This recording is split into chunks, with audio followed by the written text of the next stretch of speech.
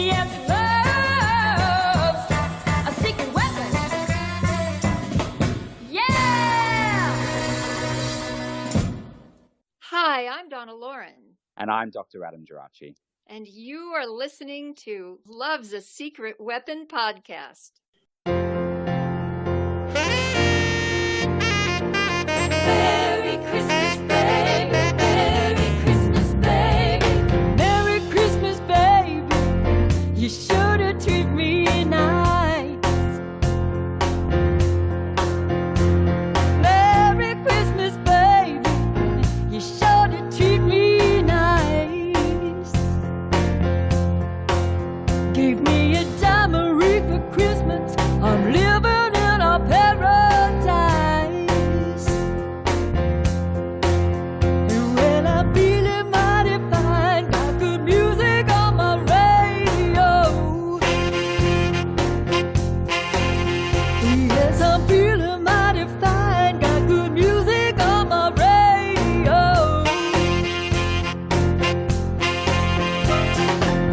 Kiss me, baby, underneath the mistletoe. Oh, go, go, go, go. Merry Christmas, baby. You sure to treat me nice. Merry Christmas, baby. Merry Christmas, baby. Merry Christmas, baby. You sure to treat me nice. Merry Christmas, baby. Merry Christmas, baby. Gave me a diamond ring. Now I'm living in a paradise.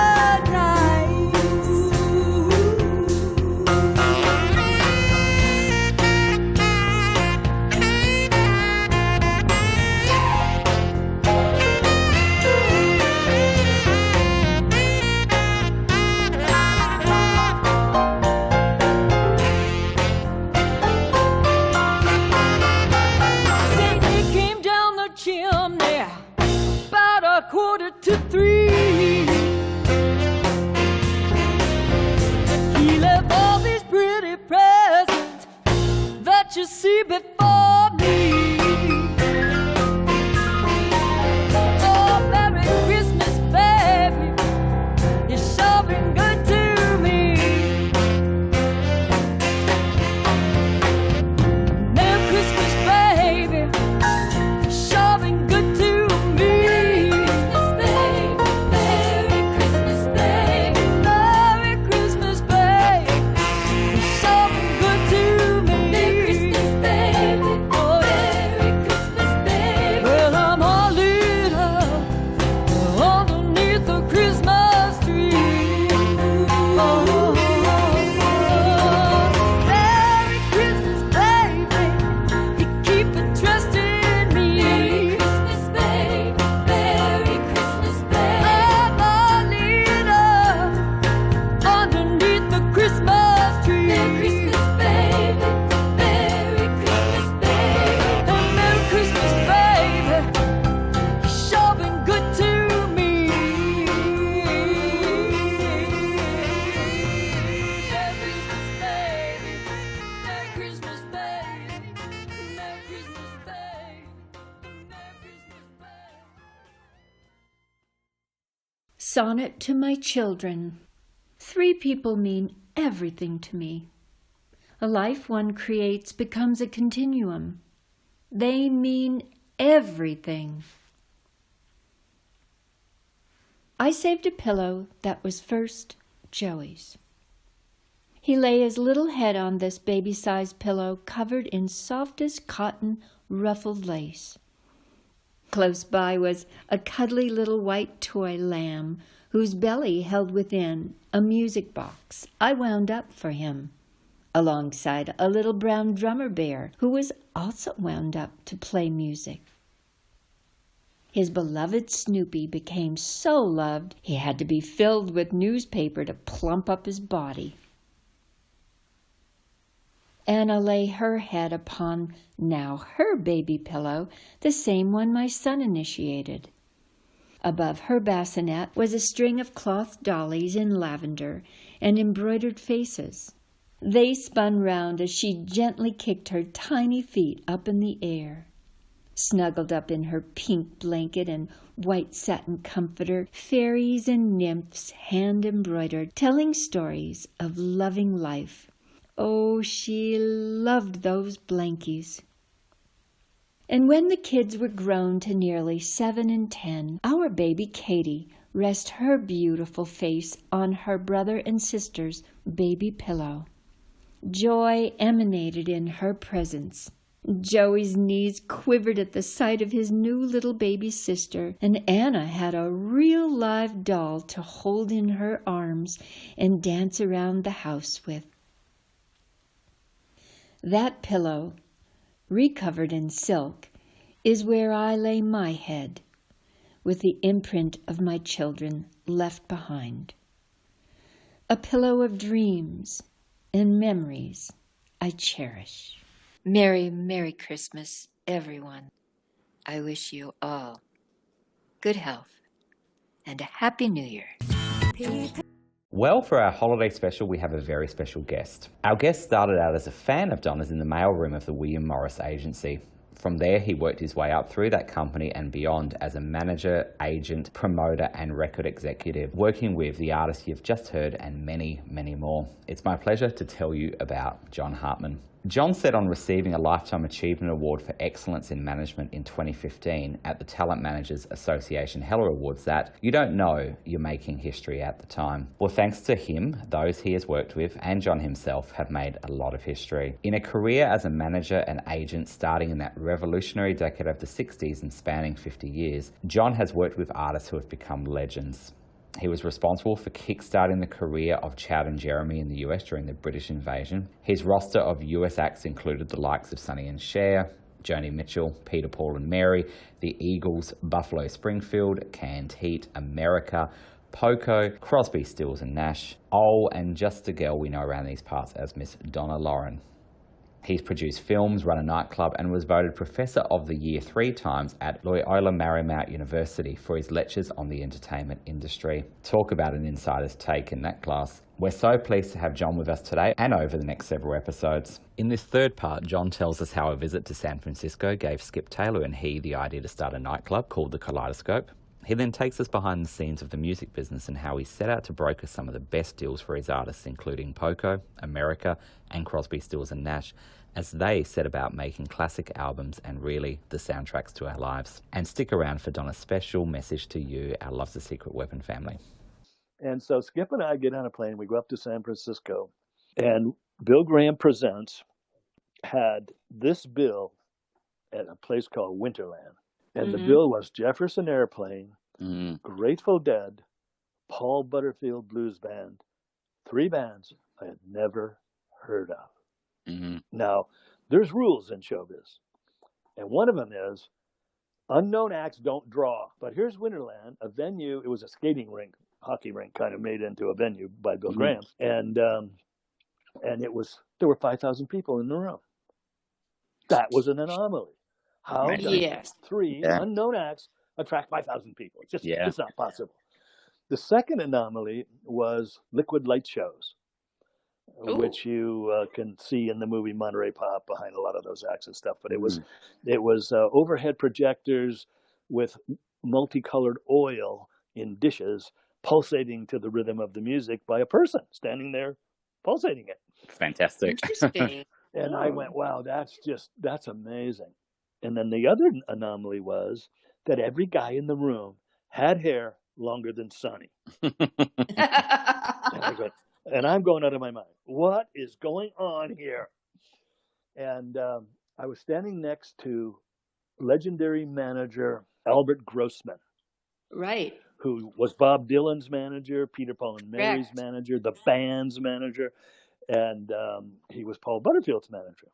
So that's why he's there. I had met him that afternoon in L.A. at the Morris office because we had signed Peter, Paul, and Mary, and all the agents always come down and say hello to the manager.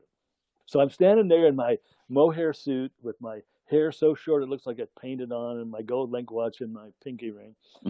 And I'm in utter shock, and I turned to Albert, who was a full-blown hippie business guy. He had a braid down his back that reached his belt. He had the longest hair in the room, except it was braided. And I turned to Albert with my mouth wide open, and I said, Albert, where's it all going? And he says, under the sea, man, under the sea. Ooh. Oh my God. Which I thought was prescient. Anyway, so Gift Taylor and I are mind blown. And we go over to Sausalito, we look back at the city, and we say, we got to do this in LA. Ooh. And so we go back to the Morris office, and we suggest to them something that's common today, but was unheard of then, which is that we open an office in San Francisco. Skip and I'll go up there and run it. And we'll sign up all these San Francisco acts. And if professionals exploit them, it'll be 10 times bigger than if these hippie commie managers do it. And William Morris says, all right, you guys, Morris Stoller, he says, you guys sit down, stay out of, go back to work and stay out of San Francisco. Now, we've seen El Dorado. So we go out and we raise money to start a nightclub that would, like our plan with William Morris was to use it to break Buffalo Springfield out of that venue. We called it the Stampede. Okay. And what we saw was that all these acts were coming out of a specific venue. The Birds came out of the Troubadour. The Buffalo came out of the Whiskey. Somebody came out of PJ's. Everybody was coming from somewhere. The Airplane was coming out of the Fillmore, and the Dead was coming out of the Avalon. And so we said, we need a venue to break this act. They say, no, go to work. So we can't get it out of our heads, of course. We go out, we raise the money to start a venue. And at the time, we were signing the band Canned Heat to the Morris office. Yeah. They had no manager. So instead of signing them to the Morris office, we signed them for management. Ooh. And we start putting together the Kaleidoscope. Right. And if you want to see who we played at the Kaleidoscope, if you Google Kaleidoscope posters, Hollywood, 60s, you'll see all the posters. We had round posters. And so, but we had to get fired from the Morris office. Otherwise, we couldn't get unemployment insurance. Right. And we wanted unemployment insurance. Yeah. So we started just being outrageous. And we smoked dope in the office at night. We were loud and arrogant and stupid, probably in some ways. And eventually we got fired.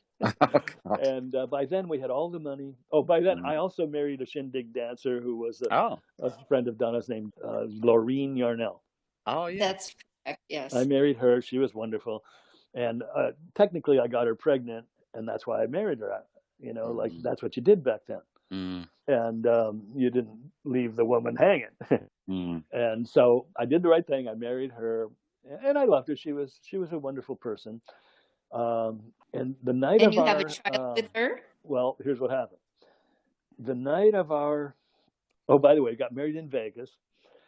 We took a plane to Vegas, got in a cab. The guy says, you guys are here to get married, right? He just looked at us. Well, yeah. Okay. He took over and we got married. And we had to go straight back to LA because she was dancing in Tommy Sand's act at the Ambassador Hotel in the famous Coconut Grove. And it was the last night of his tenure there. And so she goes to work. I go home. I kick out my roommate because I got a bride now. And I wait, and she never comes home. Right. It was the party after the thing, and it went all night, and I'm sitting up all night waiting for my wife to come home, and she never comes. It comes home till the next morning. But that was okay, you know. I understood, and she was, you know, one of the foremost dancers in Hollywood. She never auditioned for a show she didn't get the gig. Just to make her story wonderful, she went on to marry the great mime Robert Shields. Yeah, Shields and Yarnell. Robert Shields studied with Marcel Marceau. He was his protege. And he worked in the streets of San Francisco, down by Fisherman's Wharf. And he had a following. And thousands of people would gather around him while he did. He was a genius, an unequivocal genius at mime. And I always say that genius is not task specific. If you got it, you can point it at anything and you'll be great at that. So true. That's been proven in my career over and over again. My brother Phil was one of those guys. My brother Phil was a genius. And Graham Nash was one of those guys. I'll tell you a story about him. I don't want to take up all the time on little stories because I'm trying to keep the main one in focus here. But the bottom line is that Chad and Jeremy were the last to leave the reception. And I turned back and Loren is standing in front of the TV crying. Mm. And I went, "What's wrong?" And she says, "Look." And I looked at the TV and it was the Ballet Russe de Monte Carlo on the Ed Sullivan Show. Mm. And she said, "I don't want to have the baby." Right. And I said, "Well, I don't want to have the baby. I mean, we both had careers. We're in our 20s. You know, she was only 20, I think. Mm. I was now 24. And so we decided to get an abortion in Mexico. Now, that's another whole adventure, and I won't take up time on that now. But we eventually did. And she went on to do Robert Shields. They ended up with their own television show on CBS. That's right. Yeah. Primetime network show. You can Google up stuff they did on that show to blow your mind. The guy was brilliant. She was brilliant. And what blew his mind about her was she went up to him in the street in San Francisco and started doing everything he was doing with no training. That's great. She was that facile with her body as a dancer, and she could do all the stuff he was doing, which was genius stuff. He couldn't believe it, and she thought it was funny, and that led to their marriage and their whole thing. And later on, they became they became the biggest act on sea cruises. All right. They would get like $5-10 grand, which was a lot of money back then, to do a cruise, 5-day cruise. They would go on the cruise. He was also a great artist, so he would make art. I don't know what she did on the cruises, but they only did one show, and it was that last show at the end. It was the big deal. So that's how they lived out. She dropped dead of a stroke in the airport, I think, one day. She's a wonderful girl. Dear. But anyway, so I actually became their manager at one stage of it all when she was still alive. How interesting. Well, she trusted you. Yeah, my introduction of myself to Robert Shields. I walked up to him at an event. It was at Knott's Berry Farm. It was a country thing. We had some country act on it. He was standing there talking to the lady who played Daisy Duke on the Dukes of Hazzard. Oh, Donna, what's her name? Donna Douglas. No, that's Beverly Hillbillies. Hang on. It'll come to me. Yeah. She was married to David Shaw. What was her name? What's his name? Anyway, they were dating. Oh, Catherine Bach. Oh, the Dukes of... Catherine Bach, correct. Yeah. Okay, sorry. Beautiful woman, very sweet. And so I saw them standing backstage. And I walked up and I tapped him on the shoulder, and he turned around. I said, I think I'm your ex-husband-in-law. And he totally got the joke. He said, "You're John?" And I said, "Yeah." And we became instant friends, and I went on to manage them. But anyway, so I'm now in the nightclub business, psychedelic nightclub business in LA. And the building that I made my very, very first booking on was called the Steve Allen Playhouse. And it was on Vine Street. And the booking was the legendary Jerry Weintraub's wife, Jane Morgan, a sultry singer lady. And I get a call from Sam Weisbord's office saying, "I'm sending up a manager and, help him out." Yeah.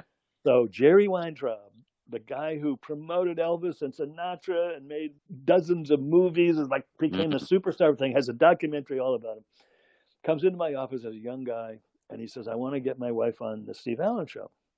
So that was one of my clients. It was a scale TV show late night. And so I call up Dick Brill, who was the talent buyer, and I say, "Look, I need a solid here. I need you to buy this girl singer, blah, blah, blah." And so he does, because he wanted to be in my good graces, because I could deliver dozens of artists for him, right? So I made that booking, and that was my very first booking ever. And Jerry, by the way, forever after was my friend. Whenever I ran into him, he treated me like a prince. Like he never forgot. That's lovely. So now we Steve Allen's show has folded. Regis Philbin has taken over it was a Westinghouse network, and it was a syndicated network, not not CBS, not NBC, not ABC. And the replacement was Regis Philbin. Dick Brill, the talent buyer for Steve Allen, has now become the producer of the Regis Philbin show. And I talk him. There was a girl client of William Morris named Susan Barrett. And I was nosing around. And back in those days, TV shows were on what was called Kinescope. Yeah, and it was like film, but electronic film. And I was going through the Kinescope room one day, just nosing around to see what's this, what's that, and the guy's name was Cy Sussman, who ran it. And I said, "There's this film here, Kinescope, on this girl Susan Barrett. Who's that? Is she a client?" "Yeah, Fred Apollo signed her, and then he ignored her." And I said, "Show it to me." "Okay, here's Marilyn Monroe singing great." I went, "Wow, she is awesome." And so I talked Dick Brill into making Susan Barrett Regis Philbin's sidekick. Right. Thus creating the format that kept Regis alive the rest of his life. Yeah. You know, he had all these women and Regis, right? Following it. So I invented that. And it plays into the story because we take the Steve Allen Playhouse and we turn it into a dance concert hall. Our opening night is Jefferson Airplane, Grateful Dead, and Canned Heat, our client. And we show up on the day of the opening. It was April 14, 1967. And we had a whole bunch of kids who worked for us, maybe 10 or 15 kids, who helped paint the building, turn it into a nightclub and all that. And we all Can I ask you a question? Yeah. The building was before, was that the Moulin Rouge? No. Okay. I'll explain how that unfolded. Okay. This was known as the Steve Allen Playhouse, and it was just a big sound stage, and that's what it is today. It's a sound stage. But what happened was the little old ladies. I actually have a photograph of the night of the opening of that building, and when we show up, there's an envelope nailed to the door, and essentially what it says is, if you go in here and try to put on a show, you're going to jail. Oh, no. It was an injunction, right? The airplane's already in town. The Dead are in town. Heat live here. And they're all playing for us for free to help launch the venue, which was their style venue that we're bringing to LA. And so I remember I'm reading out loud what the injunction says. And a guy named Bill Kirby, who was a screenwriter, he wrote The Rose. Wow, fantastic. And he says, "Don't tell me we went through all this for nothing." And I flash in my brain, I said, "Did we go through all this for nothing?" And I said, "Couldn't possibly." And so I said, and I'm calculating in my head, and I'm saying, "Okay, we got to find another venue." And where's our venue? And I call up a guy named Uno Timmonson, who happens to be two things. The husband of Susan Barrett, who I made a TV star, right? And the assistant manager at the Ambassador Hotel. And I called up Uno and I said, "Uno, I got shut out of my venue. Is the Grove? Yeah. Coconut Grove, is the Coconut Grove available for this weekend, Friday, Saturday, and Sunday?" He says, "No, so-and-so's in there." I said, "Do you have any other rooms? I need a room tonight." And he says, "Well, let's see. There's the Ambassador Ballroom." I said, "How many does it hold?" He says, 2,000. I said, "Can I have it?" And he says, "Well, I guess so. The manager's out of town. I'm in charge. You got it." In one day, we went on the radio, blasted the event, moved our entire sound system into the Ambassador Ballroom, had the light shows shone into the walls, which were mirrors and reflected off white sheets that we hung around the room. And the whole place was pulsating light. And I go home for a shower because this has been a nightmare. I was Come going to back to the ask you how you Ambassador. were feeling. The what? I was asked. I wanted to know how you were feeling because of all the anxiety and all the challenges. I'm stressed to the max. So I go home, I take a shower, and I drive back to the Ambassador. And I remember these two kids who worked for us, Hyland Slabatkin and his cousin Mark Wanamaker. and they were selling the tickets. I love the memories here. Like just Slovakian Right. and Jamaica. Oh boy. Yeah. So at the Ambassador, the parking lot was on the first floor and the ballroom was on the second floor. So I'm going up the stairs and these two hippies walk past me downstairs. And I go, that's two. I'm already counting the house. And, only a few hundred more. and so I pull up, I walk up in front of the entrance to the ballroom, and Mark and Highland are there selling tickets, and they're grinning from ear to ear. And I go, what? They said, take a look. And they open the door, 2,000 people. Amazing. Freaking out. Oh. And the airplane's on stage. And I go, wow, we did it. So So that goes the next 2 nights, sell out every night. And then I had none other than the Doors booked for the next weekend. So I go to Uno. I said, Uno, can I get it next week? I got the Doors. He says, it's booked. So I go, no. there's a nightclub on Sunset Strip back then called Ciro's.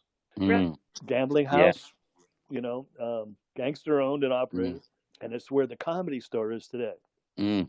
And so we leased that. We put on the Doors. And there was such feedback from the first weekend that there was a mile-long line down Sunset Strip waiting to get in. Great. Jeez.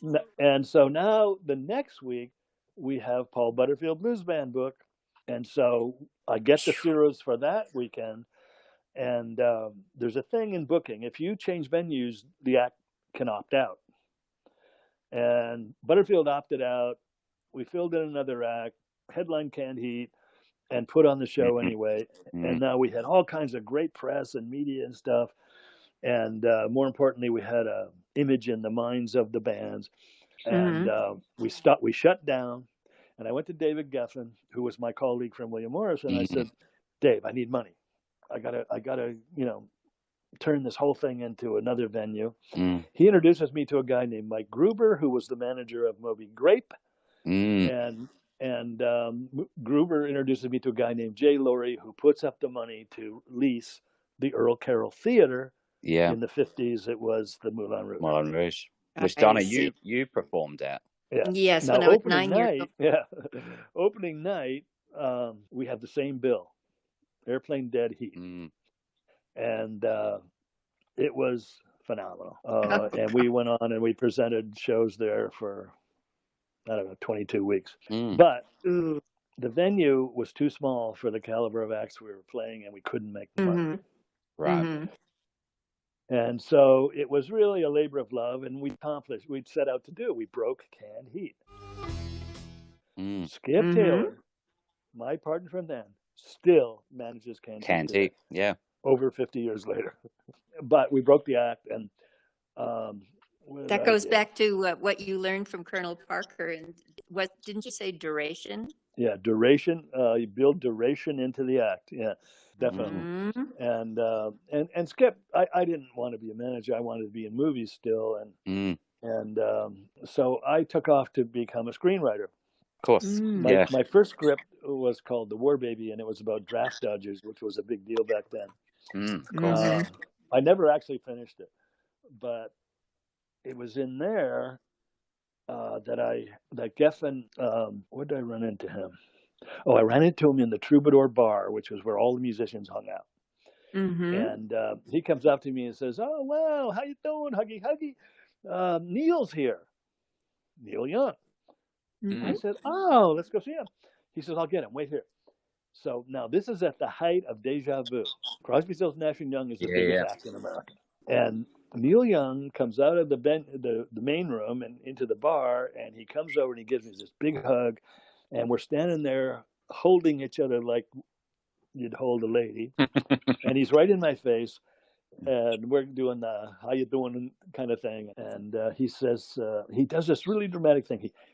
He steps away from me, turns back. Every eye in the bar is on him, and he looks at me and he says, "Thank you, man."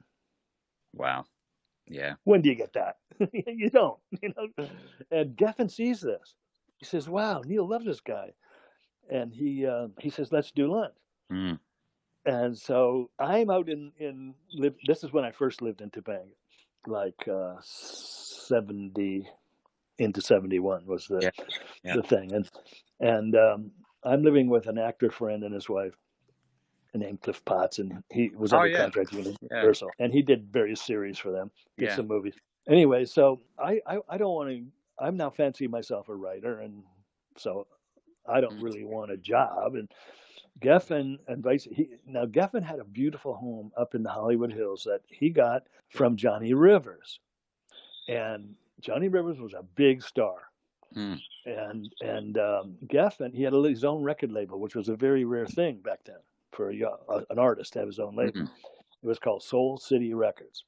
Geffen was a renowned negotiator, and he sold Soul City Records to Universal MCA for a huge amount of money. Geffen made the deal, and Johnny comes to him after, and they didn't really have a long-term relationship or anything, and they didn't even have terms on this deal. Geffen was doing it because it was Johnny Rivers, and it was a shot at something. So when the deal's over, Johnny goes to Geffen and says, "Okay, man, that was the greatest thing ever. I'm so happy. What do I owe you? What do you want?" And Geffen says, "I want your house." Oh, God.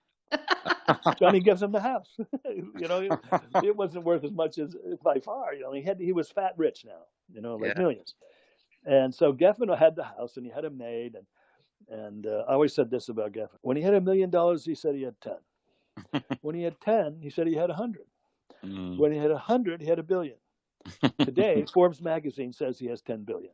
Yeah. Right. So Geffen bites me up to lunch. The maid cooks the lunch.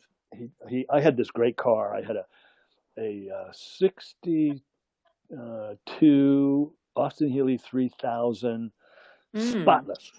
Incredible. You beat off any part of the car. It was like totally restored by a crazy guy named J.J. Rose. But he made this car. It was 28 coats of lacquer. I mean, you could see 3 feet into the paint. And so Geffen wanted to check out the car. At least that's what I thought. But really wanted to do was show off. And so we go up into Holmby Hills, and he goes up. He says, "Go up this driveway." We go up there, and I remember he said, "This is Barbra Streisand's house."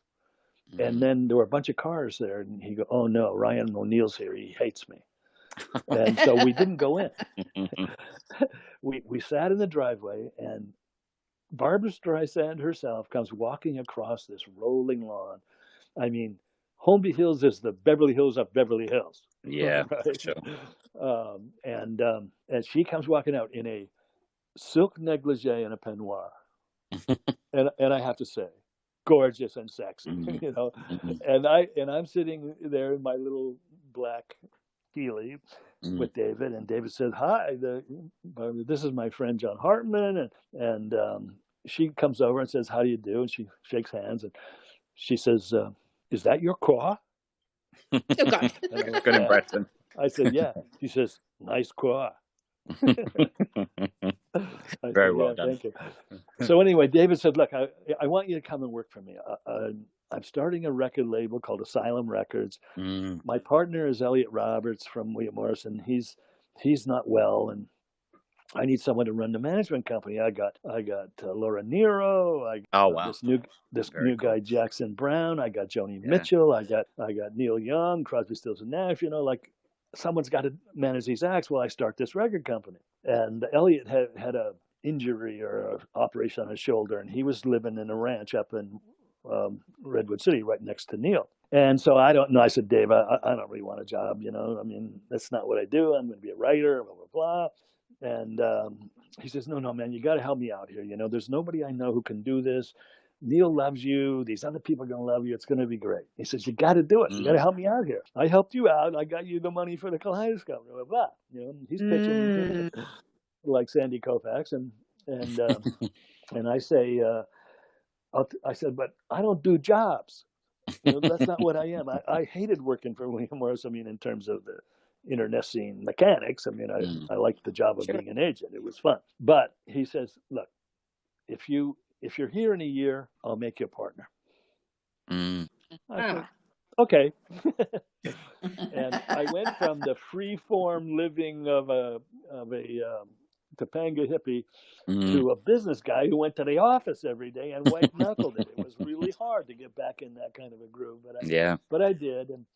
And a year later, I was made a 25% partner in the company. Whoa. We had broken Jackson Browne. We had broken the Eagles. The Eagles thing is a great story too, maybe for another occasion because it's fairly long. But yeah, sure. I was the manager of the Eagles before they had a name. And we went through a whole lot of great stuff to become who the Eagles turned out to be, and that was really fun. So anyway, Incredible. so I run this management company for another year. Geffen was a hard guy to be with. We had a falling out, and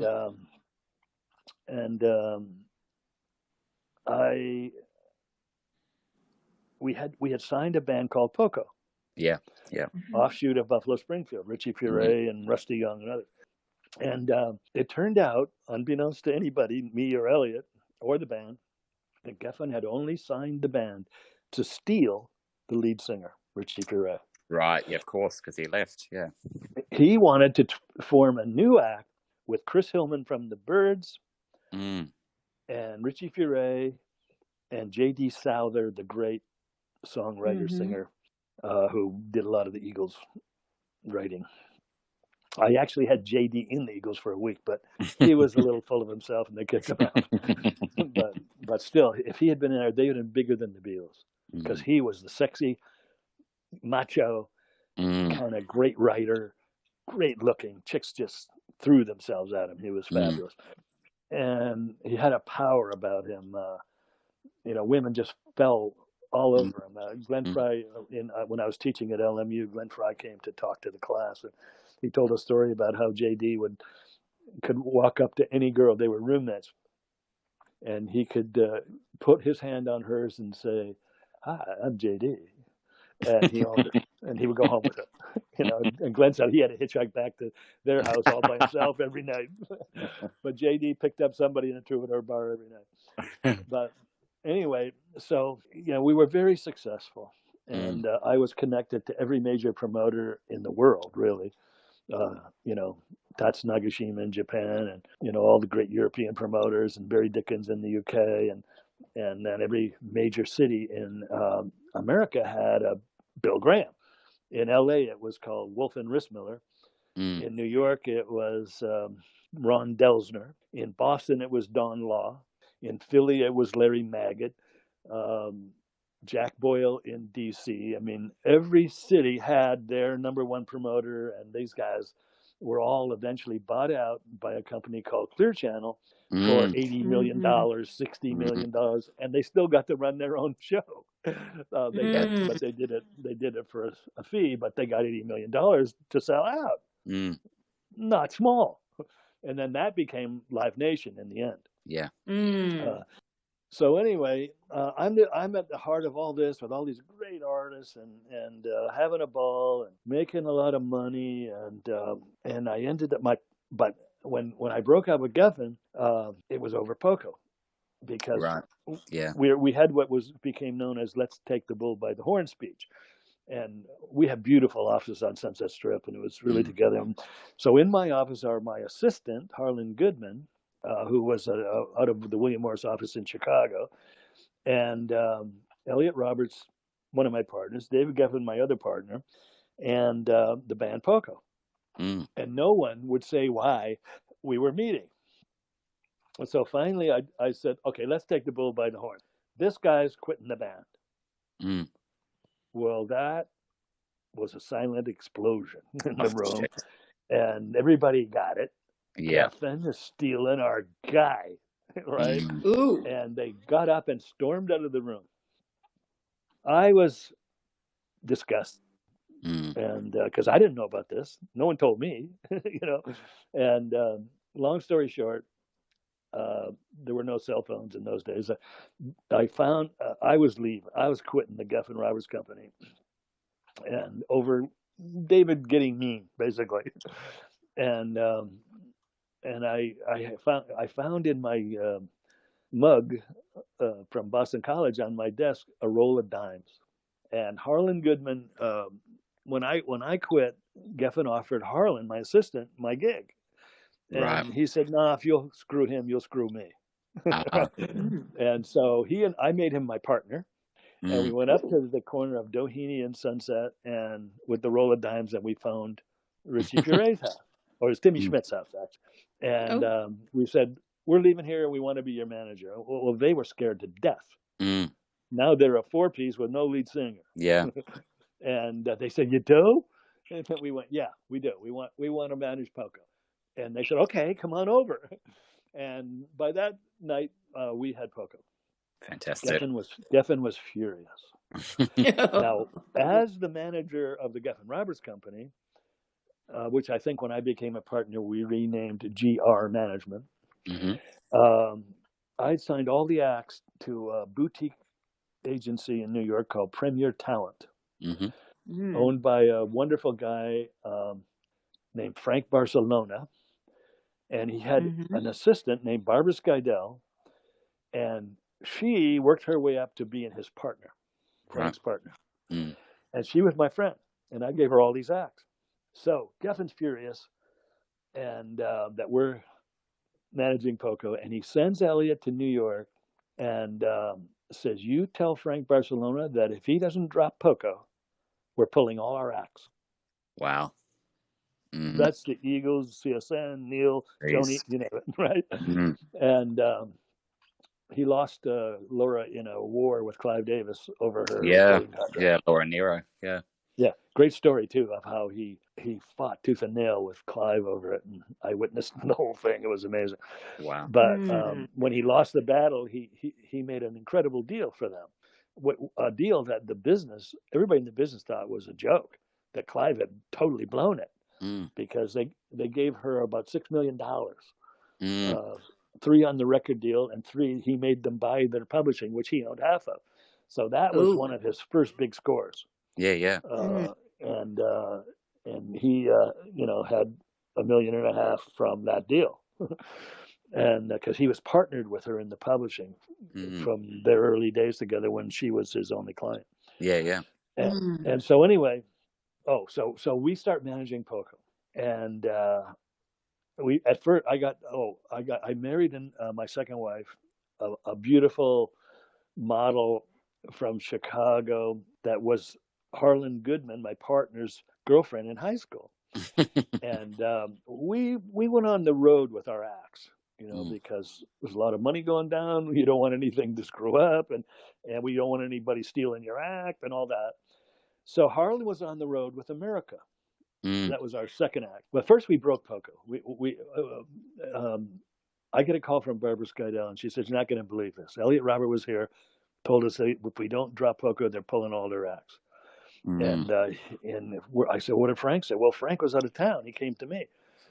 So Elliot goes back to L.A. and tells David that he couldn't find Frank Barcelona, so he told Barbara.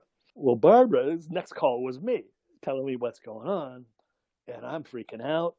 I was married to this lovely woman, and we were living in the Doheny Towers, and we were doing great. I had an Aston Martin. I bought her a Jaguar. It was really, really fun, and we're working out of our apartment, me and Harlan, managing Poco, and she came to us one day and said, "You guys got to get out of here. I don't want this going on here all day, every day." So Harlan says, "Well, what are we going to do?" I said, "Well, we're going to go to Hollywood." He says, "Why Hollywood? We should go to Beverly Hills." I said, "No, we're going to Hollywood because it's a tradition. You go to Hollywood and you make it in showbiz." So we go to Hollywood looking for a place, and we come across this place called the Crossroads of the World. Yeah. The Crossroads of the World was built, I later learned, as a World Trade Center. Yeah. And all the buildings were from different countries. They were like Mexico and, Europe and all over. Each country was going to have its little venue. And we see this place, and it's enchanting. Now you can Google it up, and you can see what a lovely little place it is. And it has this tower. It has a ship-shaped building with a tower on one end with a globe on top. That's right. And we see this, and we go in there, and it's virtually empty. But there was a restaurant in one end of the ship run by these little old ladies. And there was this black guy, older man, sweeping. And we go over to him and we said, "Are there any offices for rent?" And he was kind of funny. He had to think about it, and he touches his chin and he looks around and he says, "Well, there's the ship." Now it turns out Quite an place there office. was empty, but he says the ship, and we look, and he points up, and there's this little cabin up on top of the ship, and it had portholes, and it was a small thing. It couldn't have been more than, I would say, 20 feet across and 30 feet long, and one end of it was rounded. And if you put a band in the room and you started talking, you could find a spot where it all echoed because of the round room, right? And it would sound, all of a sudden you'd sound like God, talking. And anyway, we rented that place for $90 a month, broke Poco, and then one day we shared a business manager with all of the clients that we had at GR Management, and his name was Jerry Rubenstein. The company was Rubenstein, Siegel, and Gordon. And these guys were accountants, and Rubenstein was also a lawyer. And we're up there one day doing some financial business, and in walks Jerry Beckley, the lead singer in America, who I had been managing. And he's depressed, I can tell. When you manage someone, they become like a kid. You know what's in their head. And I go, "Jerry, what's wrong? You're America." He says, "Yeah, but we got this great album that was produced by George Martin, and it came out on Warner Brothers, and it lost its bullet at 54. Oh. Now, Donna can explain to you a lot about what that means, but you never get your bullet back. If you lose your bullet, that's the end of that. Next record, please. Yeah. But this is America. They're on. This is like their fourth album. All the others are platinum, double, and many hits out of the first three. And I engineered those hits. They don't fall off the truck. You have to go to war with somebody. So I said, "Well, what's Elliot doing?" He says, "Oh, he's busy with Joni and Neil and the Eagles and everybody. He doesn't care about us." I said, "Jerry, come with me." So we gathered the band, and we went to a place called Chuck's Steakhouse over by the record plant in Hollywood, and we left the Managers of America. Okay, now what I got?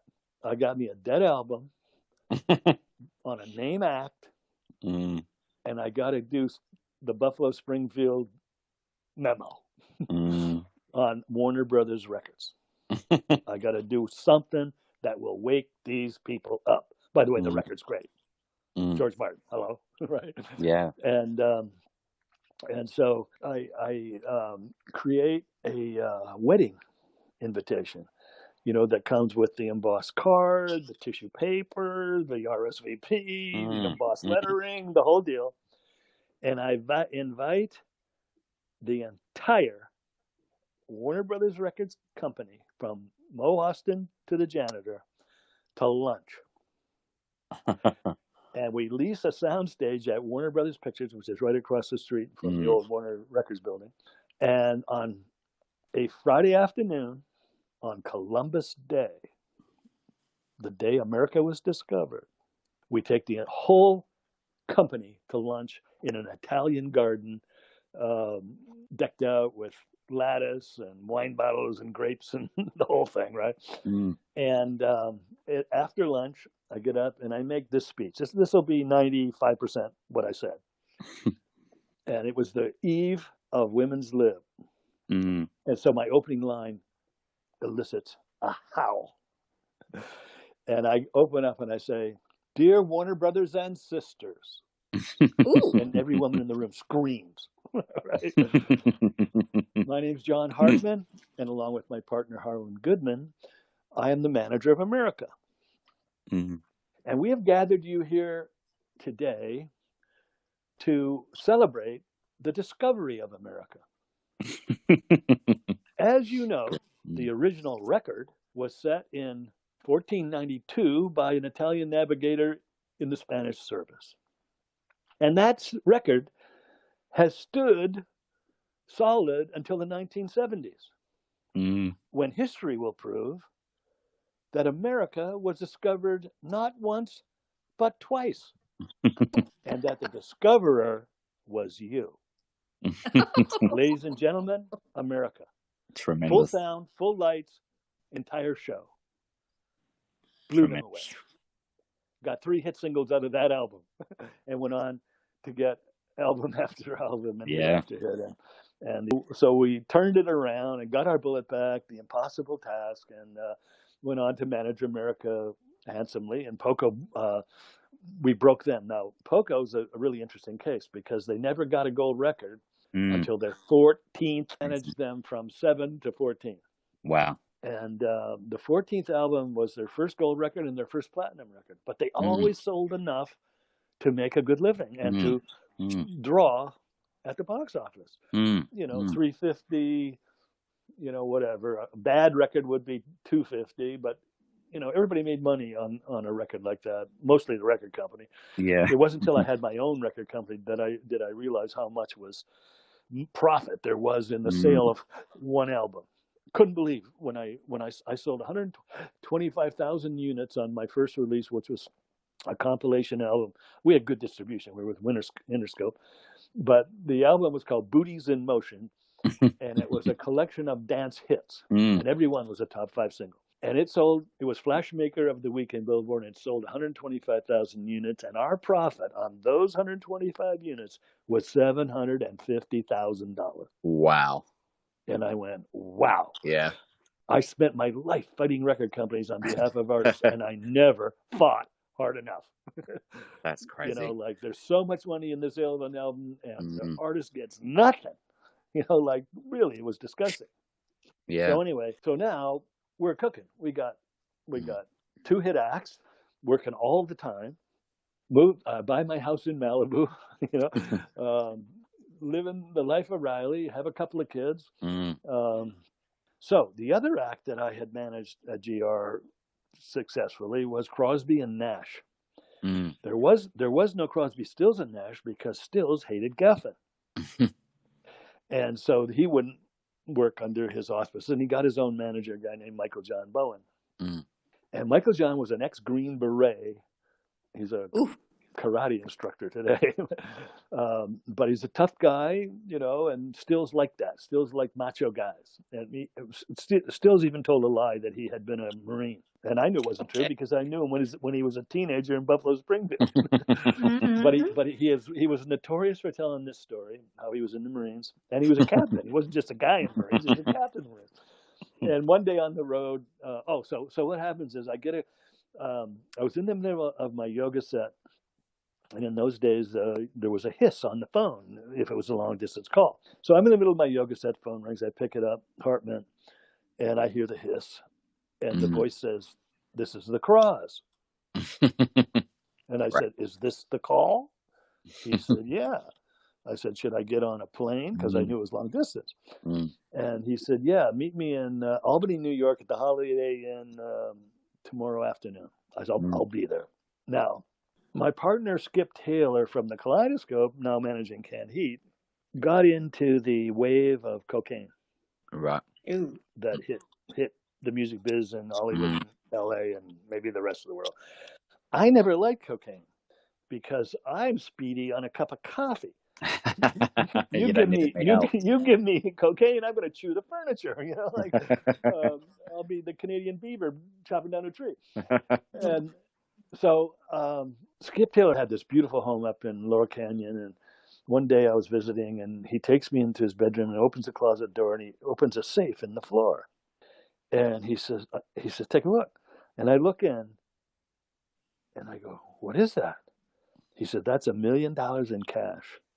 Oof. I went, "Wow, what's that big football-sized white thing?" He said, "That's the God Coke." Wow. Now, they sent this Coke to the UCLA drug lab, and it came back with a gold ribbon and a star. Gold star and a ribbon. The best we've ever seen. So he chips me off a chunk of it. Oh, gosh. And he gives it to me, and I don't do it. So I put it in tinfoil and lock it in my refrigerator in the freezer. So now, who's the biggest Coke freak I know? The Cross. Oh, jeez. Oh, boy. So I take the Coke, and I go to Albany, New York. And when they come overland in a limousine, I'm standing in the canopy of the Holiday Inn. We get out, we do the hugging and the hippie stuff, and And I opened my hand with the Coke in, and I said, Dave, what's this? Now, he could tell from looking at it that it was the best he'd ever seen. Ah, jeez. He says, come to my room. Oh, wow. Now he carried with him a whole kit for Coke, right? And one of the elements was called a Deering grinder. And a Deering grinder is what a pharmacist would use to turn a pill into powder. Right. So I give him the chunk of the God Coke, and he grinds it up. And now I would do Coke with clients. You know, that's the only time I really did it. I did it with Ringo Starr in the Bahamas. Another great story. Oh, my goodness. But rarely would I do it. But I, you know, if you don't do it, you're sort of like putting them down. So I'm there, and so we're in Crosby's room. Nash joins us, and I said, okay, well, what am I doing here? And Dave says, well, we need management. I said, well, why are you in Albany, New York? He said, well, we're on our way to Hyannisport to do a gig. Now, I know the venue structure of America, and I said, there's no gig in Hyannisport. Where are you playing? He says, we're playing a hockey rink. Oh. I went, oh, really? Why are you doing that? He says, well, we're doing a benefit. For whom? Teddy Kennedy. I knew that was coming. Yeah. What's he running for? Senate. Okay, let me get this straight. You're doing a benefit in a hockey rink for one of the richest guys in the world who couldn't lose the job if he tried. And he says, yeah, that's why we need management. So true. So I said, okay, we'll manage you, but you have to pay us on everything. And I said, including publishing and writing. Oh. All royalties. And they said, oh, well, we don't pay on publishing and writing. I said, you pay Geffen. And America pays me in Harlan. Poco pays me in Harlan. If I take you on, you have the same business manager. They're going to find out, and I'm going to lose not only your commission, I'm going to lose your commission. Absolutely. I pass. Yeah. And they're going, no, you can't pass. I said, no, I pass. So I call Harlan from the room, and I say, look, these guys won't pay on publishing and writing. And so I told him we pass. He says, damn right. You know. And so I said, well, what are you guys doing next? I said, well, we're going to New York City to play 2 nights at Woolman Rink. That's outdoor in Grand Central, what's it called? Central Park. And so it's a prestige venue. And so I go along with them. And Walter Yetnikoff, the president of Columbia Records, the biggest label in the world, comes backstage and he's romancing Crosby and Nash to sign with Columbia Records. Now, the way their deal was structured was that Neil was signed to Warner Brothers as a solo artist. Crosby, Stills, and Nash were signed to Atlantic. And Walter Yetnikoff had signed Stills artist to Columbia. Right. Now he's chasing Crosby and Nash. What does he covet? Crosby, Stills, and Nash. So they introduced me as their manager. I said, no, I'm not. And Walter goes, Walter's like, what do you mean? No, they want me to manage them, but I'm not managing these guys. And they get pissed off. And finally they say, okay, we'll pay on everything. Really? Now I'm your manager. Amazing. And so the gigs go down great. And I said, okay, what's next? Where do you go next? He said, we're going to Europe for 2 weeks. I said, okay, great. I said, here's what we do. You go off and do the European tour. I'll go back to the coast, and I'll get into it with Ahmet. We'll renegotiate a record deal, and we'll get Stills. And I call up Michael John Bowen, and they lived in Colorado, him and Stills at the time. And I said, Michael John, guess what we got? He says, what? I said, Crosby, Stills, and Nash. He said, you got the guys? I said, I got them. I said, are you coming to LA? I'll be there tomorrow. And we immediately put Crosby, Stills, and Nash back together. That's phenomenal. Yeah. And now we have to deal with Ahmet, the most important guy in the record business. Yeah, of course. Right. And so I call him. I know him because Atlantic distributed Asylum, and I managed all the acts on Asylum. every one in the first year and a half or 2 years. And so I call up Ahmet and I said, Ahmet, look, I got Crosby, Stills and Nash. We're going to come back, and I need to renegotiate this record deal. He says, I don't need to. He had a funny little voice. I don't need to renegotiate this record deal. I own those guys. I got them for more albums than they'll ever deliver. And I went, yeah, but I read that contract. It's a terrible contract. And I read the one that Geffen renegotiated with you, where you didn't improve the artist deal at all.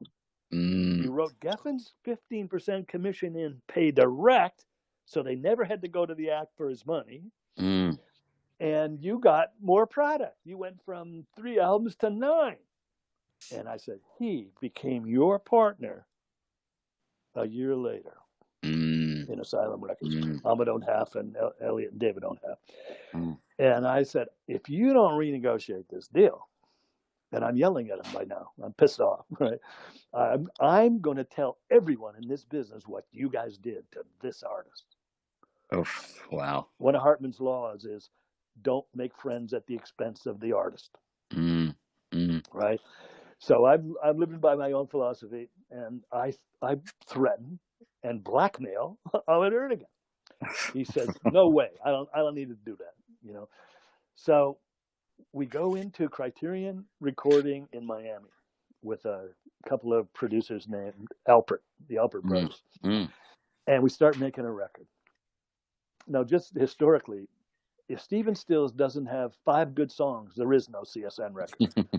You know, because Crosby writes 1 or 2, Nash writes 3 or 4, and they're hits usually. But you got to have 5 Stills songs, or there's no 10-song album. So we go in, we start making the record. Stills has the songs. Nash has a smash hit called Just a Song Before I Go, went to number 1. And we make this record, and we leak it to Atlantic that Crosby, Stills and Nash are making an album. And so the staff at Atlantic calls up Criterion Music and Sound and says, hey, I heard they're Crosby, Stills and Nash are and they're making a record. Yeah, they are. Oh, wow, it's really coming out great too. We're really excited. And he says, well, don't you need a purchase order or something from us? and they say, no, the band's paying for it. They got the dough, right? An album's maybe $300,000 to make because they waste a lot of time on drugs. But anyway, so we make the record.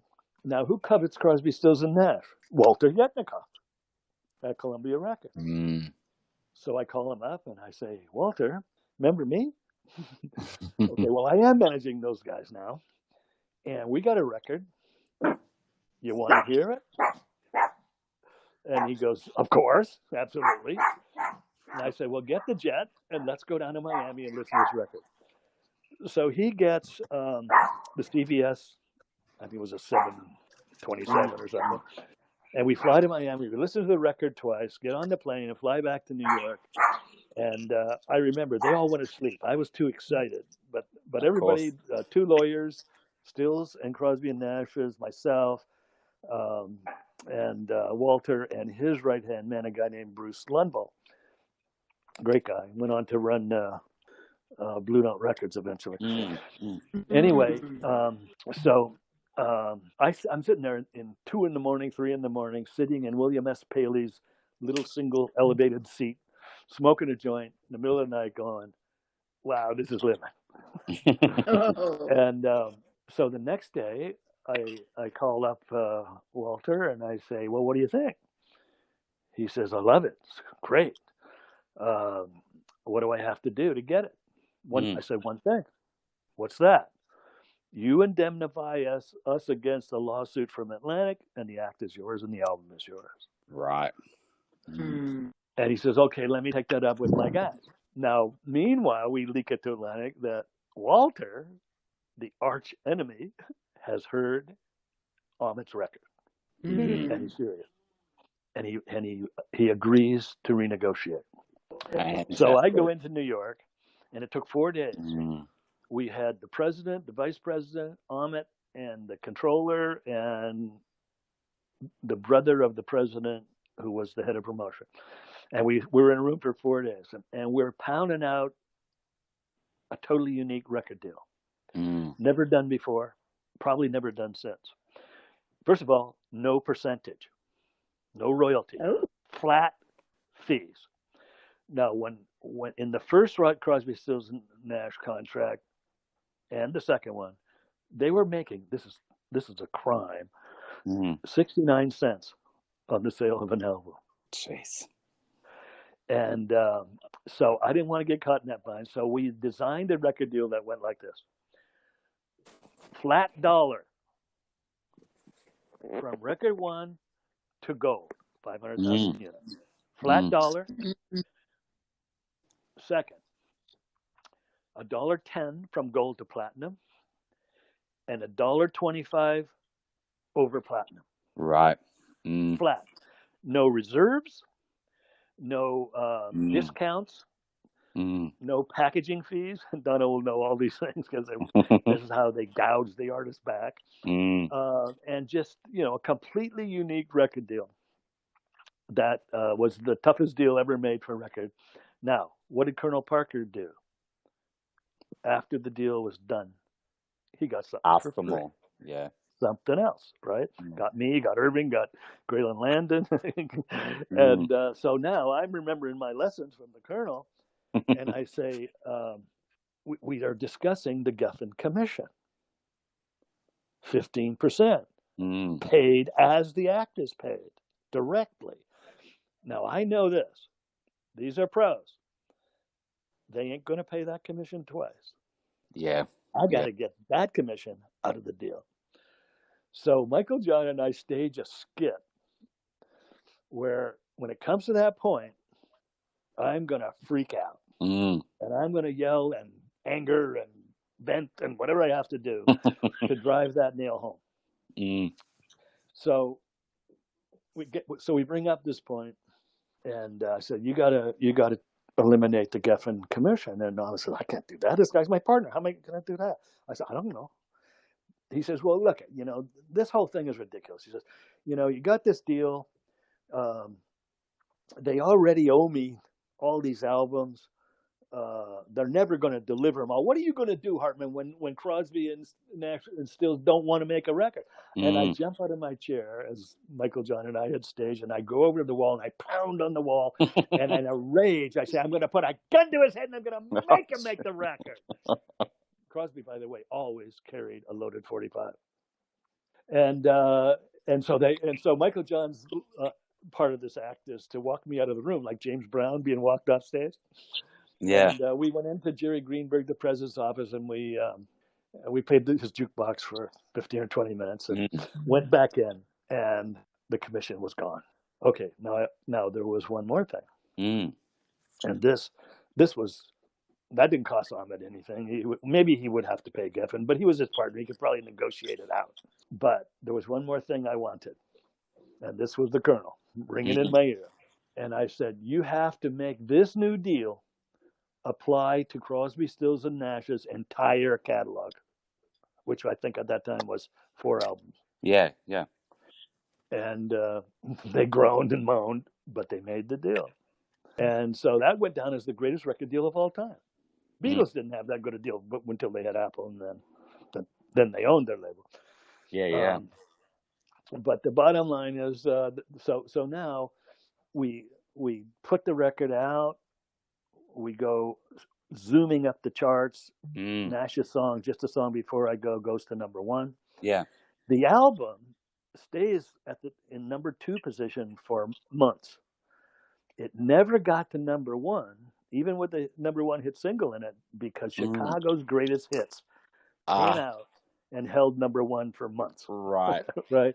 So we never got to number 1 on the album, but we went platinum and way beyond, and it was all very good and successful. We had an amazing tour, sold out everywhere back, and now we had 3 hit acts. Yeah. Right. And some baby bands and stuff too. Just I don't know, just because we thought we found somebody good or not, whatever. And then I get a call from my lawyer who says he got a call from Peter, Paul, and Mary's lawyer. And Peter, Paul, and Mary want to do a reunion and they're very impressed that you brought Crosby, Stills and Nash back, and they want you to manage it. So I say, sounds good. I go to lunch with Peter Yarrow, wonderful guy, and after lunch, he says, look, I got Paul's vote, and you got mine, and now all you have to do is get Mary's, because we're a unanimous band. Yeah. And I said, okay, well, what's going to pull her into the boat? And he says, George Martin. Right. You know him. He's done 6 albums for your band America, and you're his buddy, and we want him. So I called up George, and I said, George, he was actually in LA because we were making a record with America at the record label. And he says, okay, if Peter Paul and Mary signs with you, I'll produce the record. Great. Now, talk about ammo, right? He said, but there is one caveat. I'm doing the soundtrack for the Sgt. Pepper movie with the Bee Gees. Yeah. And if it goes over, I have to finish that, and I would have to bail on this album. So I said, okay, deal. And so George and I finished the American record. We get on a plane, we fly to New York, and Mary Travers, the queen of folk music in America, Joni Mitchell hasn't emerged yet. Yeah, of course. And meets me and George at the gate at JFK. You could go to the gate in those days. And she's in a full-length black glamour mink. Not too folksy. Definitely not. More of a princess. And she has a rose in each hand. She gives one to George and me. We go to the lounge. We chat up about the material, the thing, and the this and the that. George gets on a plane to London, and I have a limo, and Mary and I get in the limo, and we go to the Park Lane Hotel where I'm staying, and we have dinner, and it's fancy, lobster bisque, steak, the whole thing, whatever it was, chocolate mousse, and champagne and whatever. And when it's over, as was custom in those days, I said, do you want to go up to my room and smoke a J? Sure, that would be nice. Now, I had with me what we call Crosby dope, which was the first hybrid pot. Oh, wow. Seedless, right? Like up until then, you had to get the seeds out of your pot, right? And they had little rolling dishes and stuff to do that. And Crosby had this sensimilla, they would take the males out of the field and only breed the females, so they never went to seed, and then they became super powerful. Now, once before on the road, when Phil Hartmann was a roadie for a band I had, we had smoked some pot in an upper floor of a New York hotel, dropped in the elevator, and something about the altitude change caused Phil to black out. Oh, no. And he actually fell face first into the lobby floor, lost his front teeth. That was another nightmare. But I was aware of that syndrome. So we smoked a J. I'm going to escort her back to her home in the limo. We're going down the elevator. The door opens in the lobby. The guard sees me. I see him. I turn back to escort Mary off the elevator, and she's out cold on the floor. And I look up, and the guard's coming this way. I slam the button and to my floor, and it goes up, but it stops at the mezzanine where we got on. Oh, jeez. And there's this Australian couple in Hawaiian shirts and cameras, your people, and they're going, oh dear, we should call a doctor. Well, and I'm down there trying to wake her up. And I go, this cannot hit the paper. Sorry. So I dragged them onto the elevator, hit the thing. The wife is screaming, doctor, doctor. And I'm saying, no, just calm down. We just have to get her to the room. It's all going to be fine. So she was a big woman, too. She was probably 5'10" and a little overweight. I got her under the arms. The Australian lad has her by the legs, and we're walking her down the hall in the middle of the night. And it was when they had the first card keys to get in rooms. And I propped her up on my knee, and I shoved the key in, and I opened the door, and we carry her inside just inside the door. The wife's saying, doctor, doctor. I'm saying, no, thank you. Thanks for all your help. I pushed them out the door, closed the door, turned back, and Mary hurls everything, lobster bisque, steak, and chocolate mousse all over the mink. Oh, no. All over the mink. Right? Okay, now you got to handle these things. You're a manager. You can handle anything. So I take the coat off her, and I I get her to her feet and I walk her into the bathroom and I draw a bath. And I undress her and I said to her, "Do you want me to take off your underwear?" I get her in the tub and she says, "No, I'm still a woman." I said, "Okay." Right? I bathe this woman, the queen of folk music. Absolutely. Then I get her to the bed and I put her in the bed and she goes to sleep. About a half hour later, without lifting her head, she opens one eye and she looks at me, and I'm sitting there washing the vomit off the mink, waiting for her to come to. And she says, "Wow, if you can handle that, you can handle anything. You got my vote." Merry Christmas, baby. You sure been good to me. Merry Christmas, baby. Merry Christmas, baby. Merry Christmas, baby. Merry Christmas, baby. I want to wish for you, my Love's a Secret Weapon podcast family, a balanced, joyful holiday time to celebrate the gift of life and take time to really know who you are and what makes you happy. To be a loving being, I ask that you shine your light onto those who may need a reminder that they too are loving beings, no matter what. And we are all in this together. Thanks to Anchor and Spotify for making it possible to share my life with you, and in return, you share your life with me. Singing has been my gift to be at peace with myself and express the love Creator blessed me with. And so, thanks to Steve Stanley and his wife Cheryl Farber for creating my Capital Collection CD, which has been reissued for the holidays. Thank you for giving me a forum to share my love with all of you. You better watch out, you better not cry, you better not pout, I'm telling you why. Santa Claus is coming to town, well, Santa Claus is coming to town, Santa Claus is coming to town. When he sees you when you're sleeping, and he knows when you're awake, yeah, he knows if you've been bad or you know because for his sake. Oh, baby, you better watch out, you better not cry, you better not pout, I'm telling you why. Santa Claus is coming to town, yeah. Santa Claus is coming to town, yeah.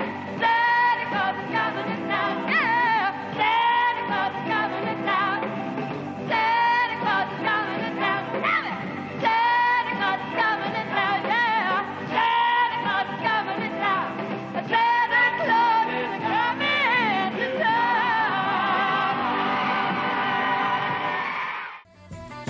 Yes, love's a secret weapon. Yeah! Chapter 14. So, do the zonk. The post-Woodstock and Watergate years, the macrocosm of what was going on all around me, really set the tone of the microcosm of my world. Woodstock was symbolic of idealism. 3 days, 500,000 people. Music was the universal language. Through rain and mud, camping out, and substandard living conditions, there was a positive mood and very little traumatic incidents. Pretty good statistics for 500,000 people gathering in one place. Yes, there was substance abuse, and perhaps some of the performers were more intoxicated than anyone in the audience. But Woodstock was so symbolic of what the flower children were setting the bar for that somehow we would focus more on love than hate. Only a few short years later, and the corruption of Watergate unearthed a completely unprincipled person who had to resign shamefully from being our president. My experience of Kennedy's assassination in Dallas impacted me the same way Watergate impacted my husband. Watergate left the whole country in a state of betrayal.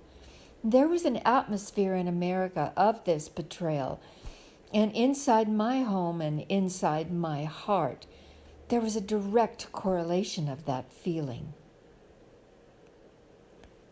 I started hearing the word apathy.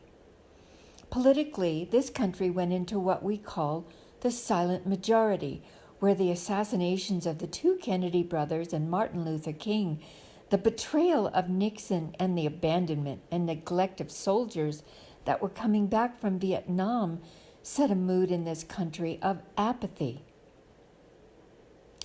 Even more than apathy was a lack of empowerment. You're kidding yourself if you think that whatever is going on inside you isn't directly affected by everything that's going on around you. It's the big picture. I always felt a conflict in my life. There were so many unknowns.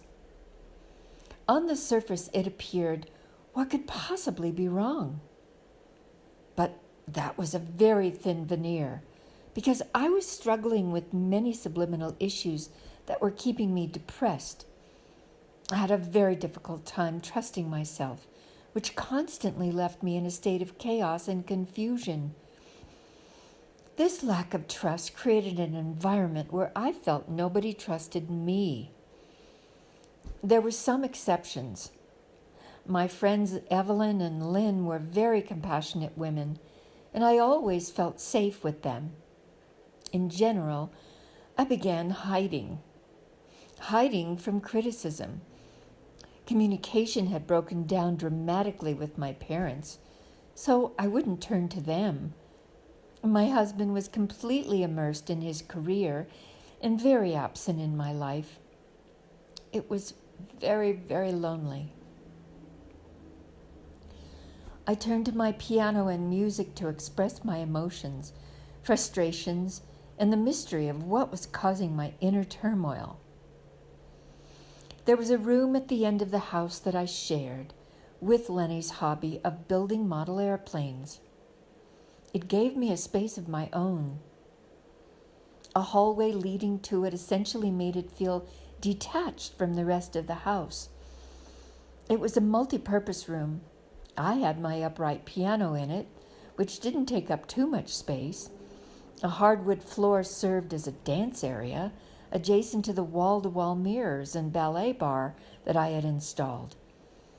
I've always been an early riser, and so in the wee hours of the morning, I would venture to this sanctuary and have complete privacy, as well as not disturb anyone while they were sleeping.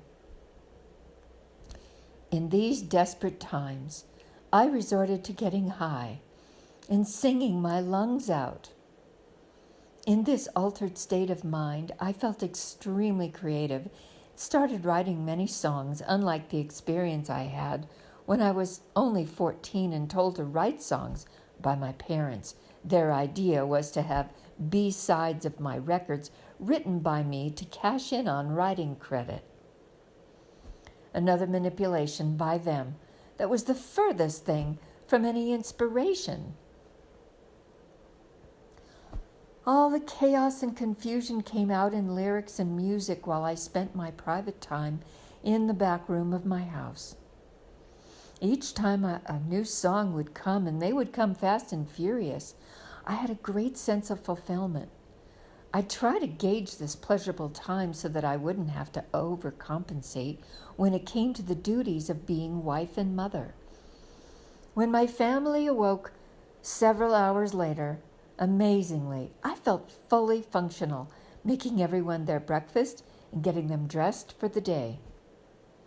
But I failed on many levels when my emotions got the best of me.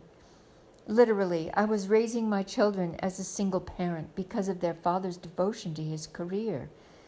My dear friend Lynn was the saving grace in this scenario. For many years, she would join our family table for dinner and spend the evening with the children and me. Even with my lifelong friend, who was extremely close to my family and me at the time, I couldn't really communicate about my feelings because everything appeared to be so abundant and fulfilling on the surface. We were two lonely women doing the grown-up version of playing house with two beautiful dolls. The feeling of abandonment was overwhelming. I tended to want my children near me and kept them home from school to fill the void in my life. This pattern of behavior I felt was born from the pressure that I had to enroll my kids in school at a very young age. My first child was 2.9 years, and my second was 2.7. In my world, when a child was born, they were put on a waiting list for the best schools and expected to start as soon as they were out of diapers. My instinct of wanting to be a stay-at-home mom was overshadowed by the expectations that were all around me. I tried to accommodate the wishes of my husband and our social circle. Certainly, integrating your child into a place where they can meet and make friends is a positive thing. But their exposure to other kids inevitably ended in picking up some cold or virus. I never wanted to give my kids antibiotics. Their father did, which always created a lot of tension when I kept them home for longer periods until they were well enough to go back to school. I had a beautiful yard for them to play in, and I loved to stay home and play with them, feed them, and take care of them. I never objected to having my children's friends over. In fact, I loved it. Who wrote the book on parenting? You learn it as you go along. Some things you do right, some things you get wrong. In reference to my children's education, there is a direct correlation to my own experience of never having school or education being important. The way I was raised, my education was not a priority. I'm a product of my environment. I'm certainly not against learning. I'm a huge fan of learning and self-taught. But I am anti-establishment. The 70s gave birth to the self-help era, a counterculture reaction to the politics of the time. I had already turned to Eastern philosophy, incorporating Tai Chi and acupuncture into my lifestyle. Lo and behold, my new inner and outer strength led to my third child, my beautiful Katie. At 31, after having two children who were nearly 10 and 7 years of age, it was almost like starting all over. In the late 60s and early 70s, the concept of population control pervaded my mind. Only 2 children per household would maintain a healthy growth in population for the future generation. What about my friends with no children or only 1? That was part of my rationalization for wanting a third. I was already in love with the new life growing inside me. And around the 2-month mark, my nausea was slight and my husband's work schedule had a break. We decided to take a little family vacation to Lake Tahoe.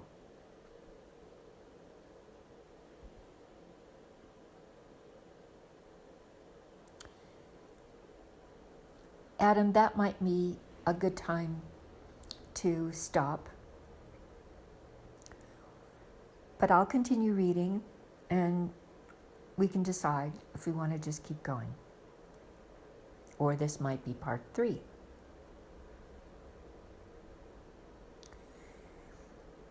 Chapter 14, So Do the Zonk. Many times I'd been to Lake Tahoe, but never with Lenny. we decided to rent a boat on the lake. Neither one of us were skilled boat people. Joey put on water skis at the landing. The skipper on the shore started us off by revving the engine and waving to us as we set out on an adventure. Joey stood up on the skis but quickly fell into the icy waters as he held on to the rope. The engine sputtered and came to a halt. Anna sat on my lap while her father tried to get the motor started to no avail. Joey was turning blue from the cold, so I flagged a nearby boat to rescue him. Oh, I guess that I overdid it flying to Lake Tahoe, and then with all the excitement of being stranded on the boat because I hemorrhaged as soon as I returned home. My doctor told me that I had been carrying twins, and I lost one. My maternal grandmother was a twin, and it's supposed to skip a generation, so that makes sense. For 6 weeks, I stayed in bed. Luckily, a Peruvian lady named Heidi was already our live-in housekeeper and loved our children, so I could take this time out essentially while I was securing a place in my womb for our third child. The thought obsessed me that Anna should stay home from school the first 6 months to get to know her baby sister and help me with this new member of our family. Looking back, I rationalized my thinking about how things should be. Keeping Anna home at age 6 was an old world mindset. It was also because school had become a real thorn in my side. After Anna started preschool with her brother, Lenny became concerned that the Montessori school they were attending was not giving them a well-rounded education. The Montessori approach is very liberal, and children are given choices for what activities they want to do. This was always a quality I admired and I desired in my life, but the pressure was on to change schools to a more academic environment. The Carden method emphasized reading, so it was decided to enroll the children in a Carden school in Santa Monica that rented a space from a church. It was a very structured setting. Parents were asked to drop off and pick up their kids outside and discouraged from entering the interior of the school building. These were the times when spanking a child was approved of, and Carden posted a newspaper article permitting and advocating this disciplinary action. I really wasn't okay with that. But I was hoping my children would be spared for the sake of learning their 3 R's. To be more acquainted with what was going on behind closed doors, I would purposely not give my children their lunches to take with them. Instead, I would show up to deliver their lunches. And when I did, I'd see Joey was being unfairly treated. One day I walked into his classroom where he was seated toward the back and saw that he had filled up a whole page with writing at only 7 years of age.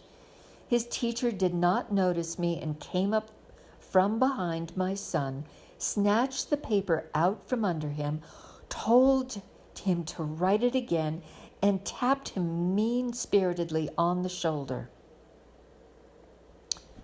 Another time, Joey had been complaining that he was locked in a closet as a punishment. The final straw was when I saw Anna glassy-eyed with a bump on her forehead after falling in the playground. It was time for another change, and so I enrolled Joey in an innovative school in Santa Monica and decided to keep Anna home for the experience of being with her new baby sister. I called the Board of Education to find out if it was required to homeschool with the aid of a tutor. I was told the law permitted a child until age 8 to remain home. When I decided to keep her home, I hired a wonderful couple to tutor anyway. Once or twice a week, they would teach art, history, and language. On Saturdays, Joey and Anna's playmates, Amos and sometimes Eric, would join in on language class, practicing German, the language their mother spoke, as well as Spanish and French. Lenny's dad, Cy, had settled down after a year of sailing the globe and married a lady named Miriam.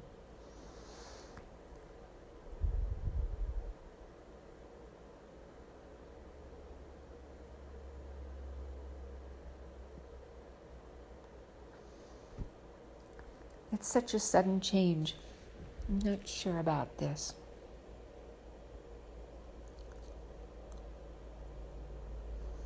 I'll just continue.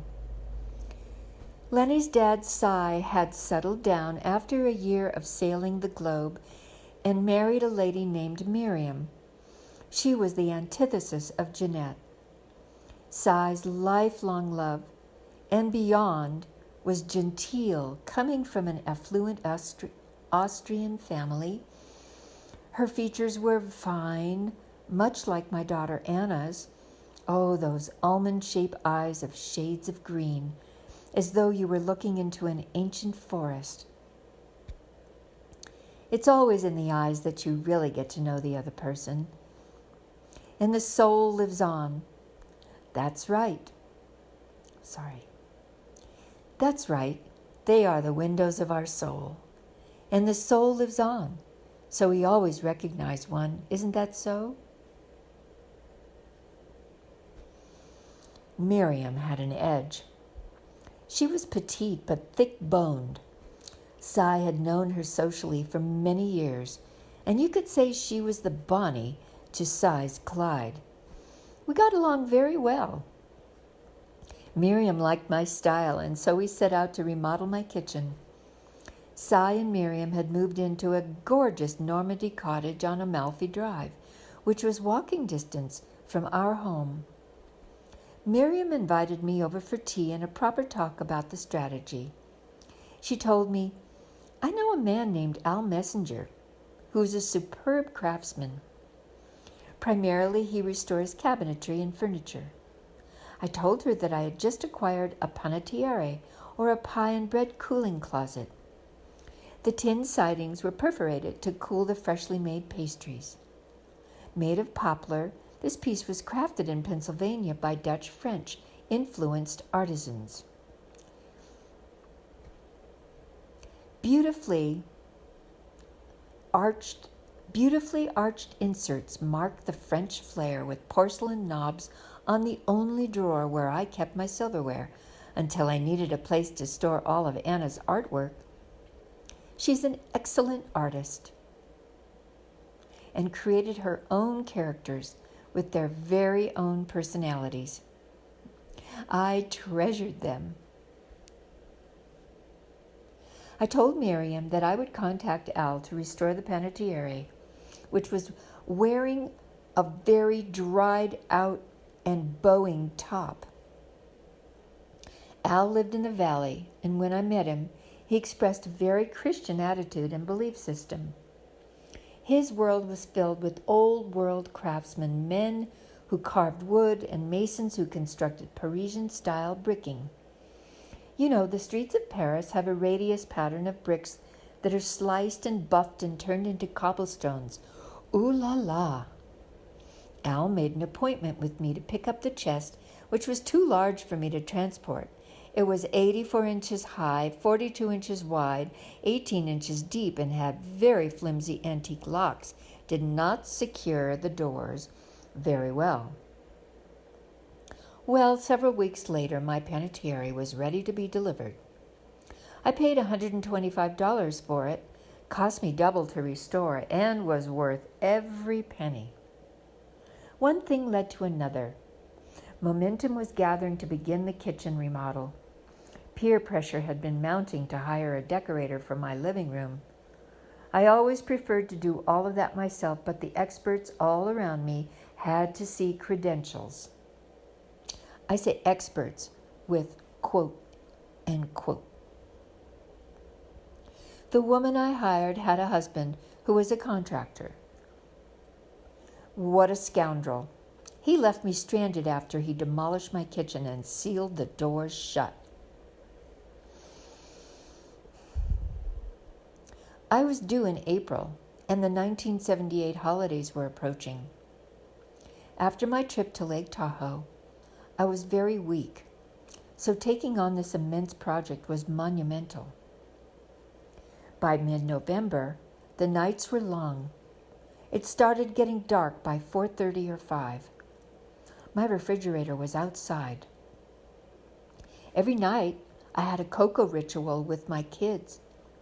We had Hadley cups that were hand-painted with lambs and ships and the words "the end" inside the bottom of the cup. Every night, Anna would inhale the cocoa I made with Ghirardelli cocoa powder and raw milk from our Altadena milkman, who delivered once a week. The cold night air was getting to me, and I developed a cold. My daughter got sick too. I was 5 months pregnant and lost 10 pounds in 1 week. By now, Christmas was upon us, and we were still struggling to get by without the use of the kitchen. My dishes were breaking as I washed them in the children's bathroom. Even Lenny started gaining weight. He's always been svelte, but his body was showing the stress. Fever was raging in me. I had to call my mother, who in her own inimitable way made me her chicken soup and brought it by that day. I was lying on the living room sofa when she and Maury arrived. It was the only time my mother showed compassion and made circles on my back with a sympathetic stroke. Christmas was so important to Lenny, but that year I was too frail to participate. By New Year's, Lenny pleaded with me to bring in the New Year. I dragged myself out of bed before midnight to watch High Anxiety with Lenny. "Ooh, anxiety," Mel Brooks crooned like Frank Sinatra in his trench coat and fedora. I was at my wit's end to put my kitchen back together. Al Messenger came to my rescue. He told me he knew just the right person for the job. I called the number he gave me and set up a meeting. Captain Jack showed up, and Lenny and I fell in love with him. I fired Harry Kavanaugh, the 6'5" fiend, and was, can't say that name. I fired our former contractor and was finally ready to move on. Our new contractor promised to deliver in 2 weeks as soon as Al's cabinetry was ready. Al matched my new window cabinets to the panettiere, which was in a honey hue. My sister-in-law Roz and I took a day to go tile hunting in Pasadena. Following the Dutch influence, I chose antique Delft tiles to anchor the walls. The contractor installed a radius cobblestone floor and met up with an indoor barbecue. My God, I was already in my 8th month.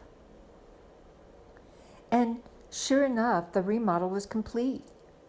Well, the moment my little Katie arrived into our family, we actually had a home to function in. Katie was born on April 19th, 1979, blasted out into the world like a football. The doctor literally stepped back and caught her as she flew out. Making her first appearance in the world, her father witnessed her birth. His first time. Lenny acknowledged to me that she had the same toes as I have, a characteristic he never really mentioned but found poignant in the moment. I saw a gorgeous little girl who I couldn't wait to introduce to her brother and sister, anxiously awaiting her arrival at home in the Palisades. Her blood count was so low, so Cedars decided to keep her until the bilirubin count met their standards. It took 5 days of being cooped up in a hospital. I had a private room on one wing while Goldie Hawn had her Katie on the cesarean side. Upon our return, my memories of Joey, now almost 10, standing in our entry doorway, knees shaking like an expectant uncle, and Anna bewildered at the thought of becoming a middle child and also extremely excited about having a new little baby to play with.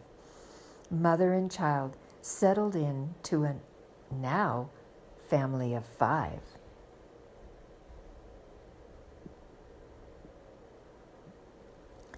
Well, that should be the end of that.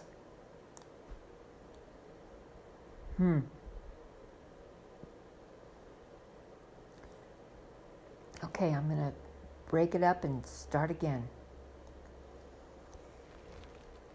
Chapter 14. So do the zonk.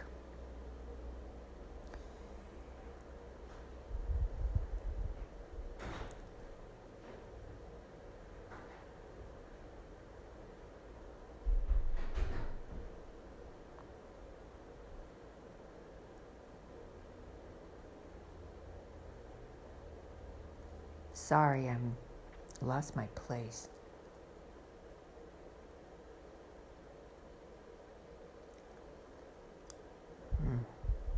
Okay.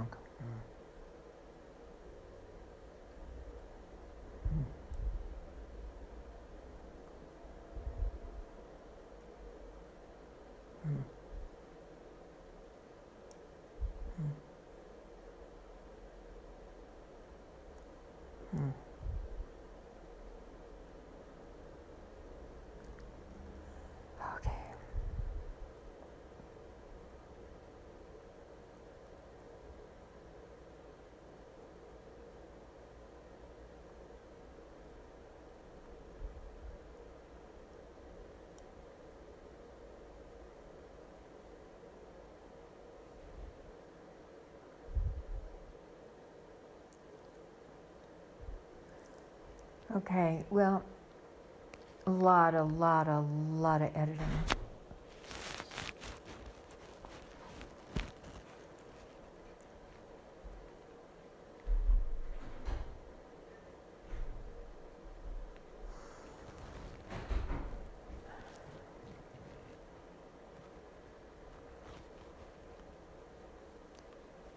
Okay, this is maybe part 3. I'm going to continue.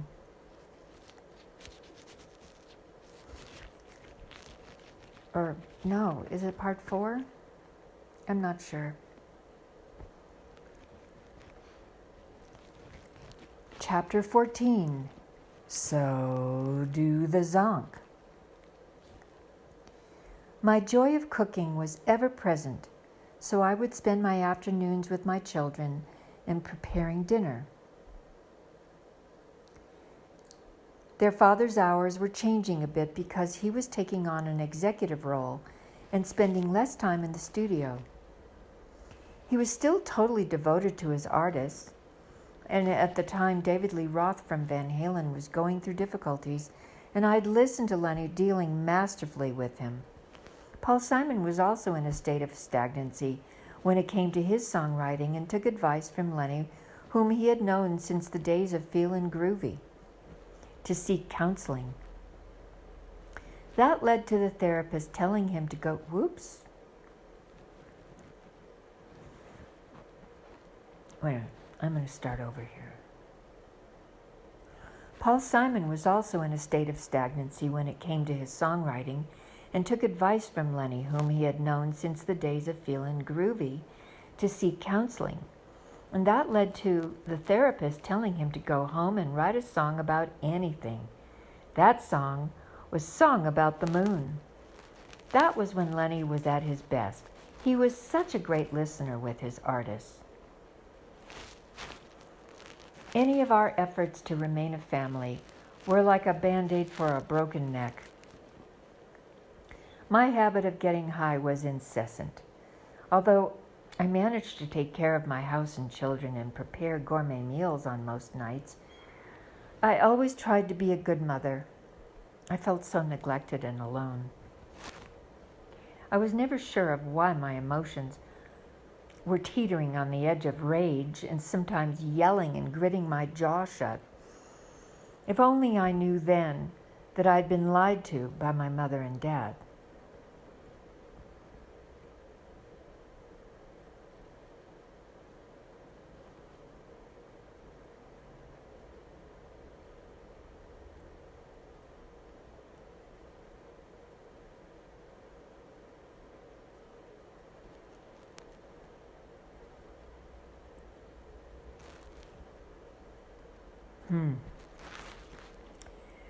Not sure about that last part.